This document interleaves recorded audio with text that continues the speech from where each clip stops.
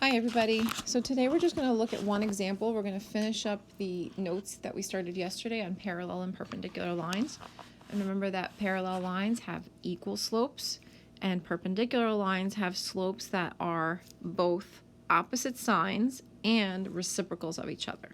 Okay, so we're just going to continue on with this with a slightly different example, but very similar to what we did yesterday.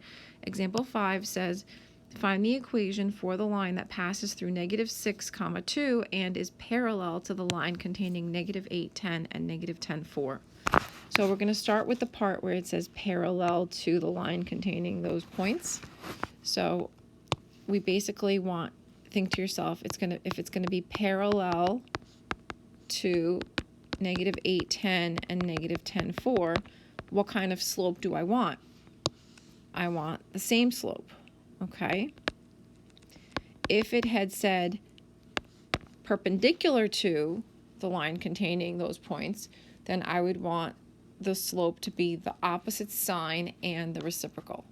Okay, so again, since it says parallel, I'm going to do same slope. So I'm going to calculate the slope. I'm going to do slope formula. Why don't you guys pause the video and do the slope formula and see if you come up with the same thing. So slope formula is y sub 2 minus y sub 1 over x sub 2 minus x sub 1. That's going to be 10 minus 4 over -8 minus -10, if you did it in that order. I have 6 in my numerator. -8 plus 10 is 2, positive 2 in the denominator, which is really just 3. I have a slope of 3. Okay, had you done it the other way, you would have 4 minus 10, which is -6, over -10 minus -8, which is -2, and then a -6 divided by -2 would still give you positive 3. So I know I want the slope of 3. Again, it's parallel, so I want to keep that exact value. I'm going to save it and then think to yourself, well, what's the next step that I normally take? Once I have my m, I have to find my b value, my y-intercept. So I'm going to find b. And I'm going to use, again, they always give us this clue that the line passes through a point. So I'm going to use that clue using the coordinates -6, 2. Remember, the first number represents the x-coordinate, the second number represents the y-coordinate. I am going to substitute them into the equation, y equals mx plus b. I'm substituting everything that I know. I know y-coordinate is 2. I know the slope from the first step is 3. That's my m. I'm subbing in for x, the x-coordinate, which is -6, and I'm solving for b. Okay? So I have 2 equals -18 plus b. When I add the 18 over, I have 20 equals b. So my equation is just putting those two parts together, the y-intercept and the slope.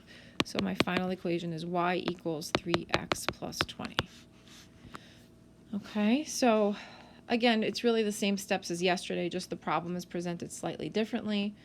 And again, read really carefully as to whether it says that the lines are parallel or if it's going to be perpendicular, because that's going to obviously change what you use for m. If it said perpendicular, I would use, instead of here, think about what would you use if it said perpendicular. We would not be using 3, we would be using -1/3 if it had said perpendicular. And then I would be using, in my equation, I would be using -1/3 as my slope to then figure out the b value. And then in my final answer, again, I'd be using -1/3 because it goes from positive to negative, or if it had been a negative, it would become a positive, and the reciprocal. Okay, so just read carefully again as to whether it's parallel or perpendicular. Okay, I can't erase this now. I was going to erase it. All right, thank you. I will see you all later.